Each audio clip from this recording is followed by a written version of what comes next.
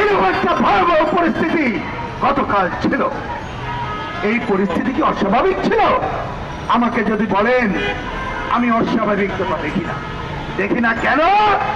কারণ আমরা অনেকদিন ধরে বলে আসছি, যারা ক্ষমতায় আছে এদেরকে যদি ক্ষমতা থেকে হটাতে না পারি, তাহলে এদের কর্তৃত্ববাদী প্রবণতা, স্বৈরাচারী প্রবণতা, ফ্যাসিস্ট প্রবণতা আরো বাড়বে এবং জনগণের উপরে নিষ্পেষণ বেড়ে আসবে।